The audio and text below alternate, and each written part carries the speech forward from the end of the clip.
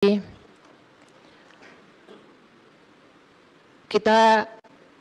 hari ini menggelar rapat ya dengan satu tema sentral, yaitu soal pagar laut. Dan oleh karena itu harapannya adalah kita sama-sama mencari solusi yang terbaik agar satu kejadian ini tidak berulang di tempat-tempat yang lain.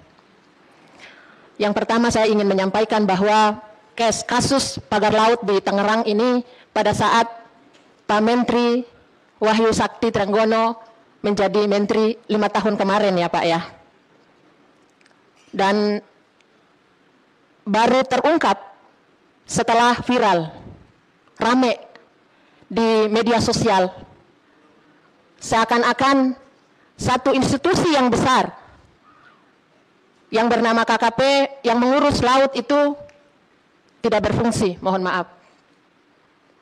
Ada Dirjen Ruang Laut PRL, ada Dirjen PDSKP. Di mana selama ini, Pak? Tadi Bapak menyampaikan ketika Pak Ketua sampaikan, sudah menemukan belum siapa dalang di balik pembangunan pagar laut? Bapak menyampaikan belum. Benar ya, Pak?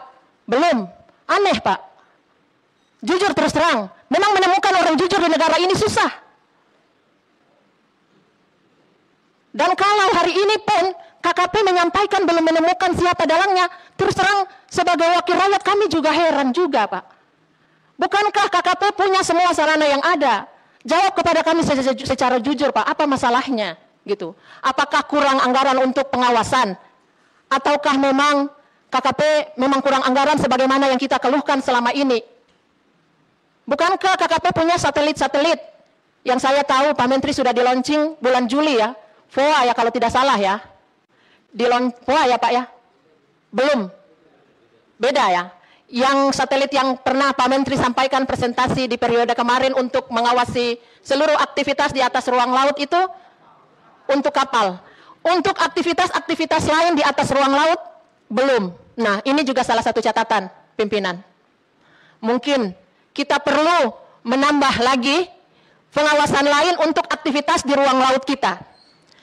Dalam catatan saya sebagai anggota DPR 5 tahun kemarin dan melanjutkan, Pak, saya memberikan catatan bahwa benar anggaran KKP ini sangat sedikit, Ibu Ketua.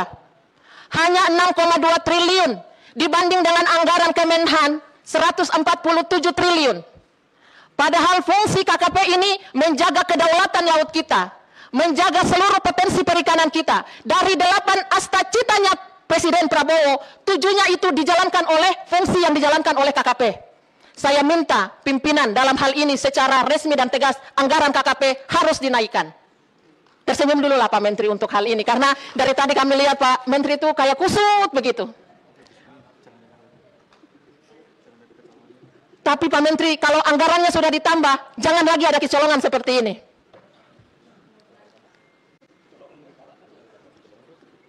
Yang anggarannya seperti ini saja sudah kecolongan ya. Kalau diturunkan, kita khawatir kayak tadi, ya perampokan.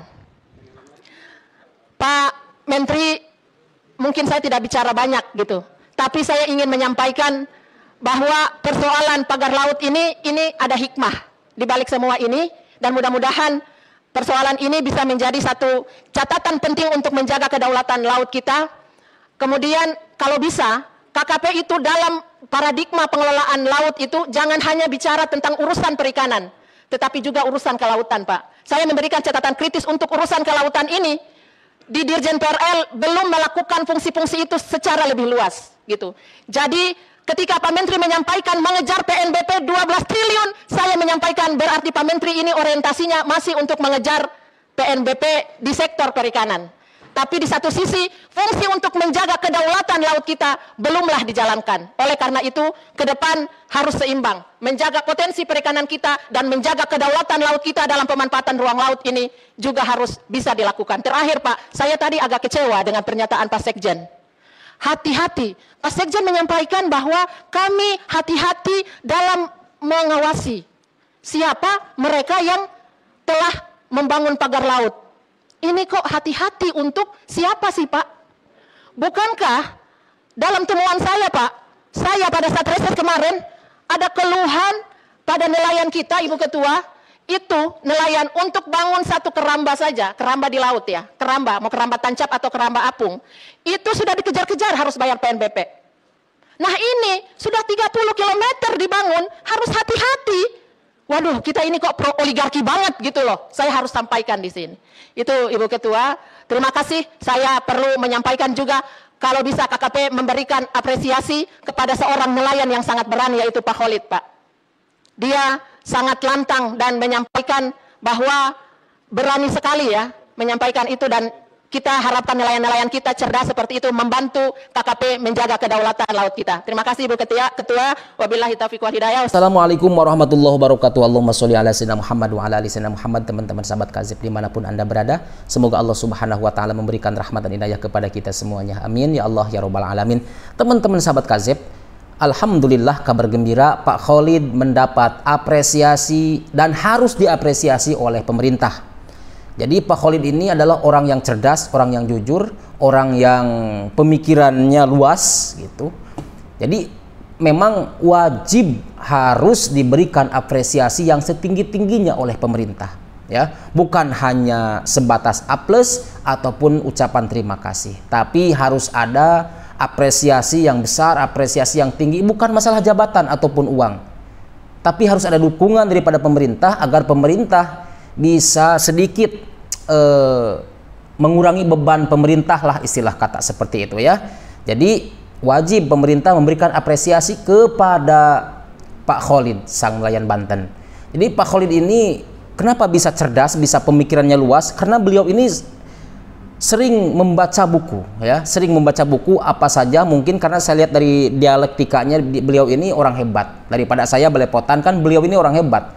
Karena beliau rajin baca buku, rajin membaca situasi dan kondisi, maka dia dituangkan dalam ucapannya itu, masya Allah luar biasa ya dialektikanya, cara berpikirnya sangat luas daripada si mahasiswa atau yang ngaku-ngaku si mahasiswa itu, si Sandi ya, udah gayanya pelangak-pelongok seperti itu, kayak ngefly gitu. Ujung-ujung ketika memberikan argumen itu malah muter-muter kayak baling-baling bambu ya, nggak jelas. Kemudian ada lagi satu lagi si Wesi, si Dutskun Wesi, itu juga sama seperti itu ya, katanya orang berpendidikan, orang akademisi, tapi nggak ada pemikiran yang cerdas seperti Pak Khalid. Ada lagi Gus Rofi'i lah, jangan panggil Gus, yang nggak enak saya bilangnya, karena kasihan Gus-Gus yang asli ya. Rofi'i ini juga sama, ketika memberikan argumen menurut saya tidak masuk akal, beda jauh dengan apa yang diucapkan oleh Pak Khalid. Padahal seorang nelayan loh, bukan orang biasa beliau ini, beliau orang hebat ya, beliau orang hebat luar biasa, bisa membungkam narasumber-narasumber yang ada di TV One baik itu yang di ALC ataupun yang di tempat lain. Salah satunya itu ya tadi yang 3 yang saya sebutkan. Kemudian ada lagi yang pura-pura menjadi nelayan, namanya staf desa ya, siapa namanya, Kohod ya, siapa ya, staf desa Kohod lah pokoknya itu. Jadi dia ini pura-pura menjadi nelayan padahal aparatur desa gitu. Ketika disekakmat oleh Pak Khalid, dia malah pelangak-pelongo itu kan, ngomongnya ngelintur gitu, ngelantur, nggak tahu arah gitu kira-kira teman-teman. Jadi kita sebagai netizen, sebagai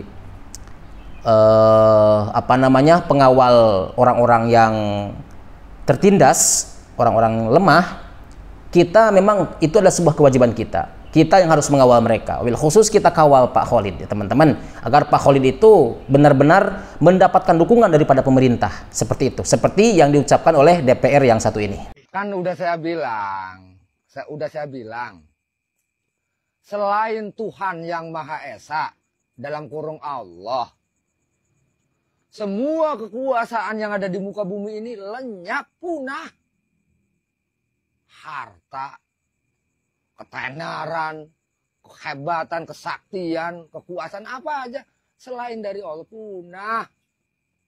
Lah makanya yang saya hadapin ini adalah keserakahan dan kerakusan. Saya golong.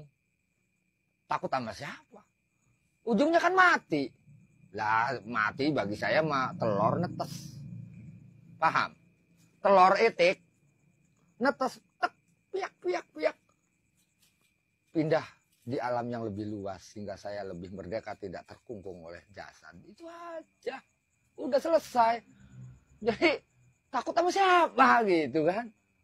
Emangnya hidup ini selesai di dunia doang, singgahan doang dunia ini mah. Nah, mungkin itu salah satu videonya teman-teman. Semoga video ini bermanfaat, maslahat dunia wal akhirah, bil khusus untuk kita semuanya yang masih hidup ya, untuk di dunia saja kita semoga bermanfaat, dan juga untuk para nelayan yang ada di Banten dan nelayan di seluruh Nusantara. Semoga ini memberikan inspirasi, memberikan motivasi kepada seluruh nelayan agar berani bersuara ketika ada kecurangan-kecurangan di daerah kalian. Begitu kira-kira. Wallahul muwaffiq ila aqwamit thoriq. Wassalamualaikum warahmatullahi wabarakatuh.